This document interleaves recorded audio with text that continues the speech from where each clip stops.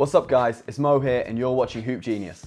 Today, we're bringing you an exclusive review of Paul George's debut signature sneaker, the Nike PG1, thanks to our friends at ProDirect Sports. Straight away, the first thing that you can see is the blue and white color scheme going around the box. The reason for this is one of the first things that Paul George said to Nike designer Tony Hardman was that he wanted him to design clouds on his feet. So let's check him out and see how the kicks are.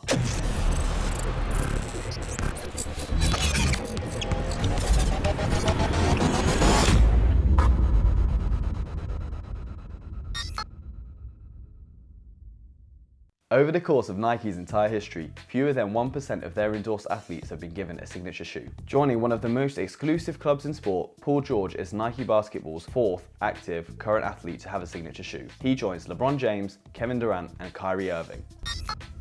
The PG1 was originally supposed to release in 2016. However, due to a horrific broken leg injury that Paul George suffered in the summer of 2014, the release got pushed back as Nike wasn't sure if they'd continue with the shoe.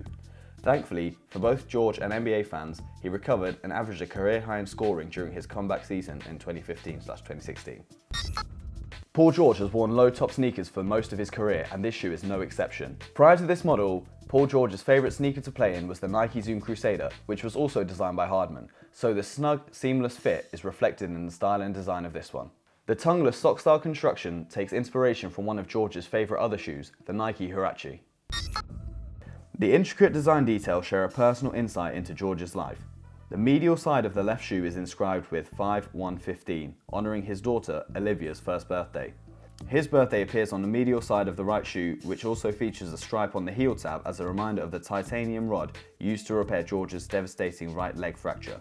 Family ties are also evident in the shoe's colour choices. Hints of purple on the heel tabs and eyelets are a nod to his mother, Paulette, and the predominant obsidian blue and university gold are the colours of George's only NBA team so far, the Indiana Pacers. The shoe's traction pattern, which resembles fish scales, reflects George's love for fishing, a pastime that he shares with his father, Paul George Sr. The distinctive 4-foot strap came directly from George, who showed Hardman a sketch of his dream shoe during one of their initial meetings. Usually, straps on basketball shoes offer not much more than aesthetics, but these ones are locked down by flywire loops, which really do a good job of keeping your foot locked down. The multi-directional scale-inspired blade traction pattern is good and does provide lots of grip whilst making cuts. However, the traction pattern doesn't work so well on dusty courts and picks up lots of dirt or dust very quickly. I definitely wouldn't recommend using these shoes on an outdoor court.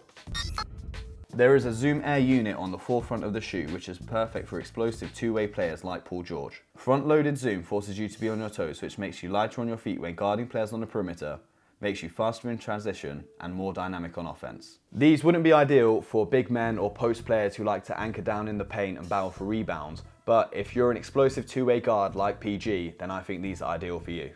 One concern I had from the design is the stability, as the heel isn't as wide as the forefoot. So again, it might not be the best choice for bigs or players who rely on a lot of hop steps or jump stops in their game. Having said that, one good thing that Nike did do was they put lots of padding in this Achilles area of the shoe to eliminate heel slippage when you're wearing it and landing.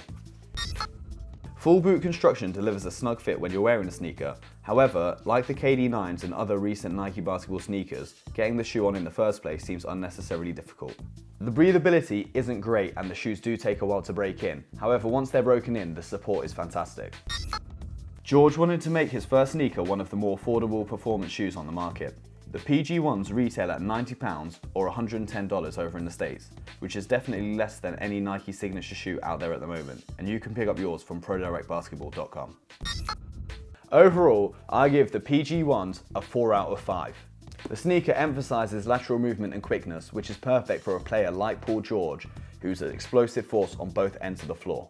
The traction is good, and the low price tag justifies the few weaknesses that the sneaker does have. I do like the appearance of the shoe. I think it looks very cool and it does provide great support when you're cutting to the basket and attacking the rim. You can buy your pair from ProDirectBasketball.com and the link will be in the description below.